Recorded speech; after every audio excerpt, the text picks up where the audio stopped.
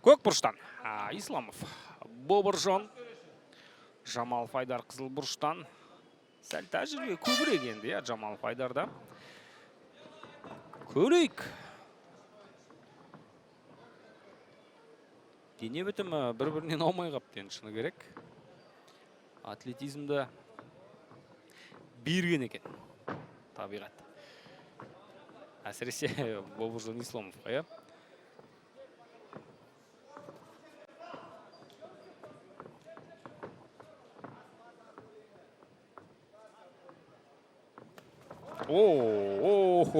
Джеб өтті қазір. Міне тағы керек болса. Өте қауіпті бастамасы жекпе-жектің.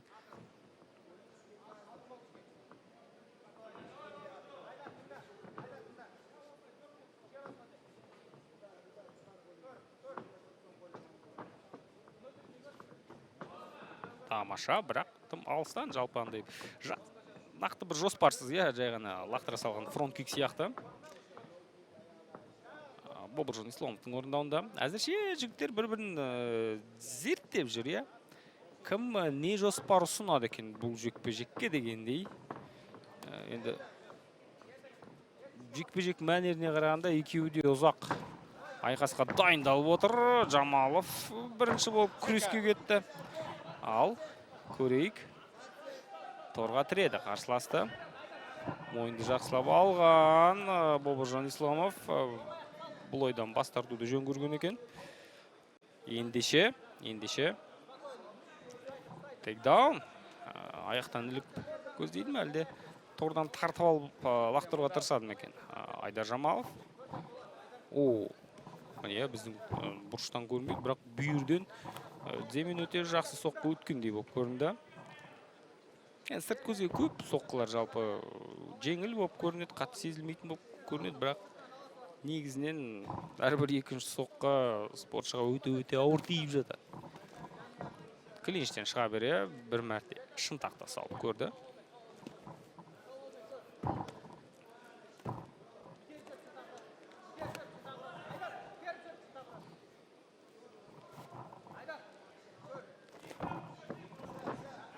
Тамаша. Клинчтен шыға алды, Қорған шықты. Бобыржон Исламов өзі қатты күреске жоқ сияқты, ниеті жоқ. Қолдары жылдам емес, бірақ өте ауыр екенін сезіп тұрмын, шыны керек. Бұны Жамаловты аңғарғандай, сондықтан сәл сақтанады әрине бұл спортшының қолмен соққыларынан. Міне тағы. Жонып өтті, тарс етіп тигенмен айтарлықтай ауыр соққы болмаған сияқты. Жамалов тағы да күресіп кетудің жолын іздейді. Міне қолы орнында Айдардың. Қазір Қорғаныстан кеп тиген ауыр соққыны көрдіңіздер. Тәп-тәуір соққы, негізінен.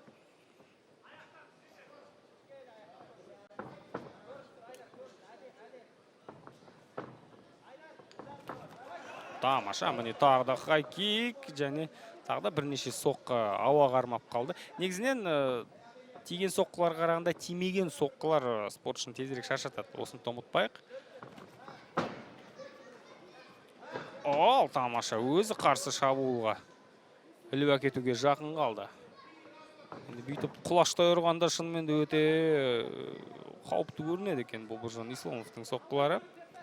Абырой болғанда тимей жатыр әзірше, Тисе оңдыртпайтын сияқты. Тактикалық тұрғыдан Айдар Жамалов жақсы дайындалған сияқты. Қарсыласының шабуылдарына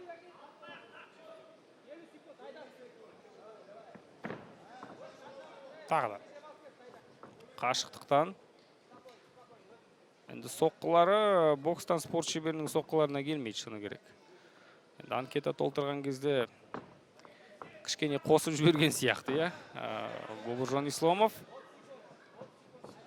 Енді бұл спорттағы енді жолдарын бастап жатқан жігіттер, сондықтан барлығының бір өмір баянын біз тізбектеп біле бермейміз.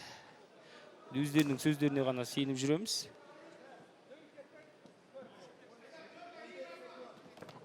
Міне. Әйтеуір, бір соққысын жеткізе алды, тағы да бір қайталап көрді. Дегенше міне раундта аяқталып қалды, құрметті көрермен. Тағы да Жамалов бұл жерде дәлірек. Шыны керек, Жамалов шапшаңырақ қарсыласына қарағанда. Бұл жекпе-жекте әзірше өте маңызды рөл ойнап отқан, бұл шапшаң қимылдап.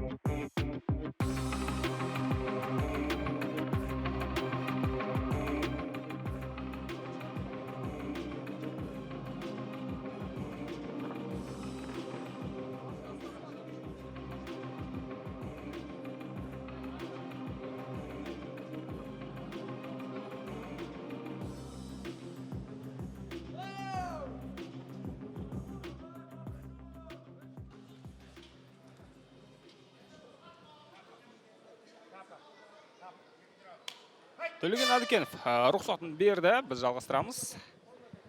Екінші раунд, енді бұл жігіттер шынымен де бір тоқтай үш раунд айқасатын түрі бар. Функционалдық даярлықтарды тәп-тәуір болып көрінеді әзірше. Екеуі де тың. Бірақ бірінші раундта біраз күш сарпылғанын көрдік.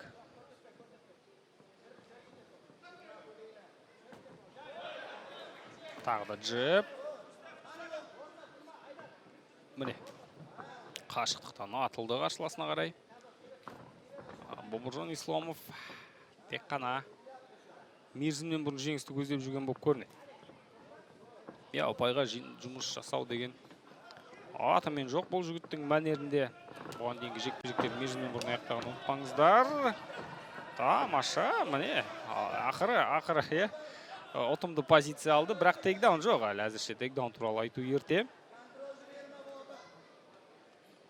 Қара күштің арқасында кейбір сәттерде Бобыржан Исламовтың қорғанып жатқанын біз көрдік. Қазір да міне әзірше құлаған жоқ, аяқта тік тұр.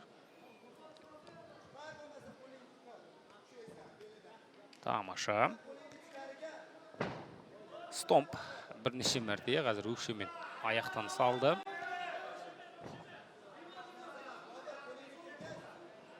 Ережеге сай соққылар, бұл стомп кик.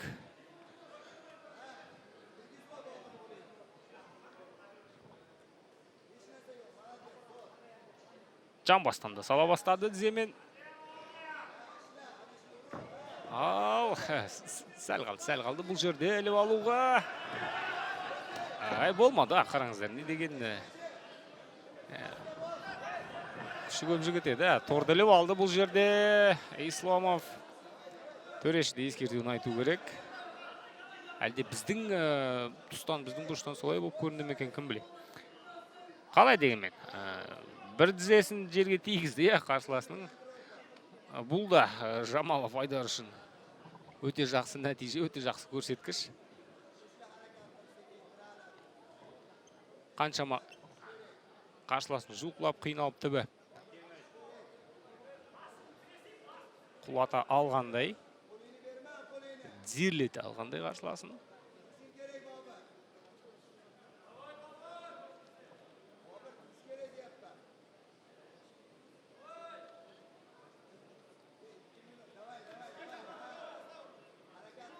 Осы позицияда жігіттер біраз уақыт өткізуі мүмкін негізінде.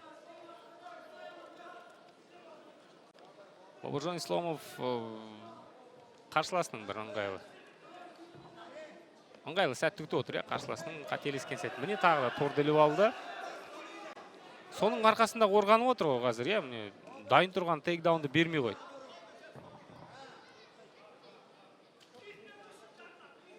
Ал спортшы бұған қаншама күш салды, тейкдаунды салады, ешкім белсенді болған жоқ бұл жерде, сондықтан жігіттерді ортаға шақырып отыр. Кеттік. Жамалов, Айдар қарсыласын торға тірегенімен ұтымды пайдалана алмады бұл позицияны. Фронт-кик. Айдардың дер кезінде салынған фронт-кик соққысы.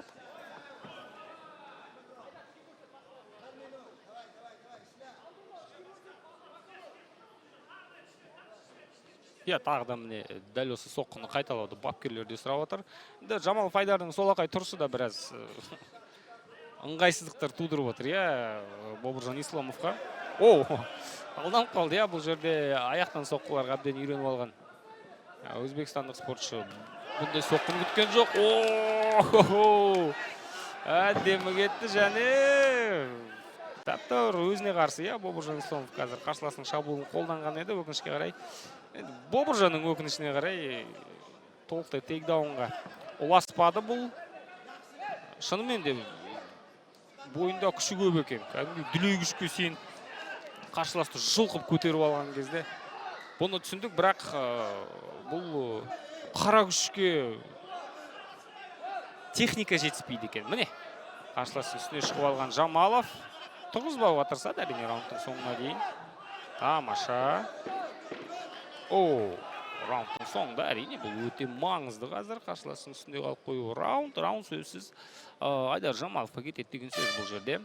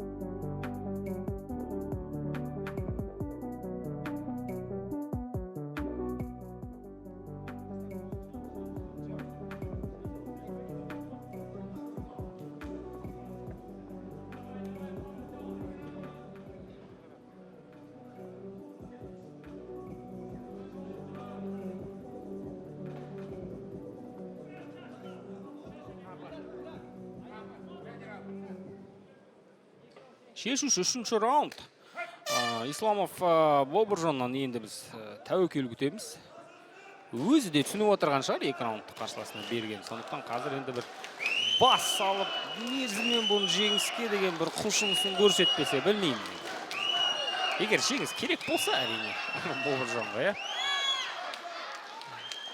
Бірақ Жамаловтың ырқына көнді қазір, күресіп кетті. Тамаша. Жан басқа салмақшы болды, аяқтан ұрып. Міне тағы да тордан ұстады. Осымен кем дегенде 3-ші рет, бұндай жағдай қайталанып отыр. Ал. Бұл таза тейкдаун. Қарсыласын қазір тізерлеткен. Бас тастауға да тырысады. Ал, Кимура ма? Кимура.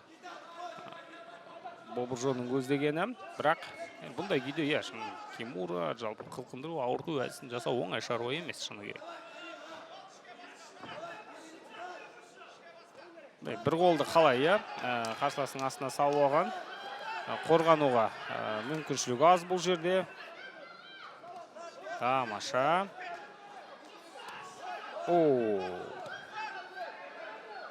Керемет. Осылай жата берсе де болады енді, негізінде. Іштен бастан әйтеуір бір белсенді болып шабуыл көрсетіп жатса да жеткілікті. Жоқ, жіберуді жөн көрген екен, ендеше.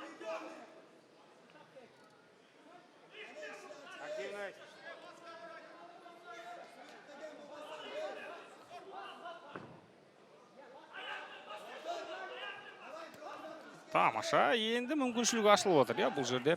Тіпті аяққа да тұрып көрді, өйткені аяқтан тұрып ауыр соққылар жасау ыңғайлы. Тізерлеп тұрып ауыр соққы жасау өте қиын. Әрі әдіске түсіп қалуың да мүмкін. Бұны ұмытпайық. Иә, дәл осылай ұпай түгендеп алуды жөн көрген екен. Онсыз отып келе жатыр, 2 раунд бойы. Жамал Файдар. Иә, бүйірден, бастан осындай шабуылдар көп болу керек. Соңғы 2 минут, 2,5 минутта қорғанысты бұзып өтеді. Әзірше ондай талпыныс көріп тұрған жоқпыз. Гардта жатуда Жамал Файдарға жеткілікті.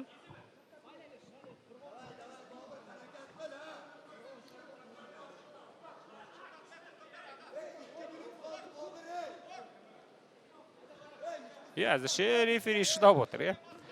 Енді сәл де болса белсенділік көрсетіп отыр. Жамалов бұл аяққа тұрғызбау жігіттерді жеткілікті. Сондықтан әзірше барлық ережеге сай. Тағы да шынтақ. Іштен бастан тағы осылай үзілістермен, шабуыл, үзіліс, шабуыл, үзіліс осылай қимылдаса, жетіп жатыр. Тағы да. Дөп деген соққы тіпті Дзені қазір алға шығарып отыр.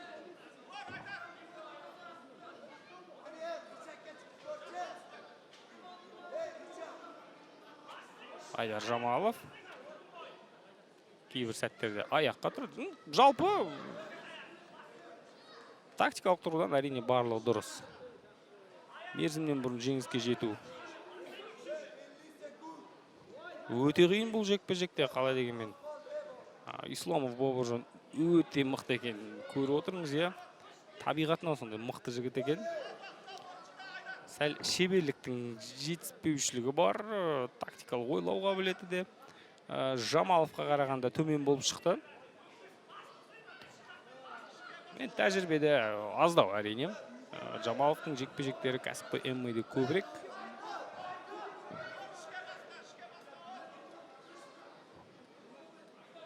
Раундтың соңына дейін позицияны сақтап қалады әрине, және жалпы жекпе-жек қорытындысы 3-0 дей беруге болатын шығар,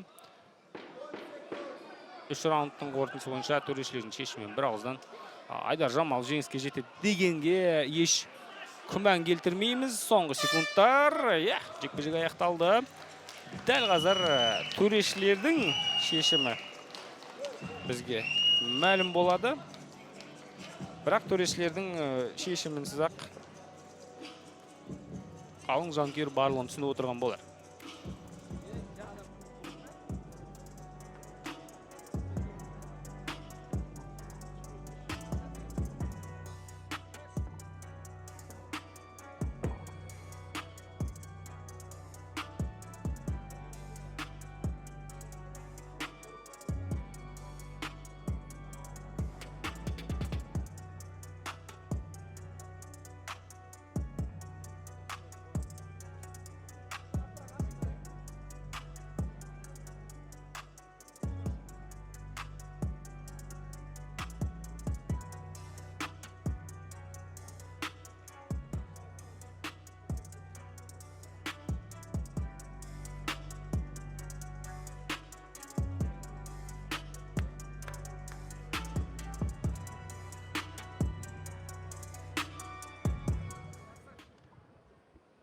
Данный поединок прошел всю дистанцию. Бұл жекпе-жектің жеңімпазы төрешілердің бір ауыз шешіммен единогласным решением судей победу одержал.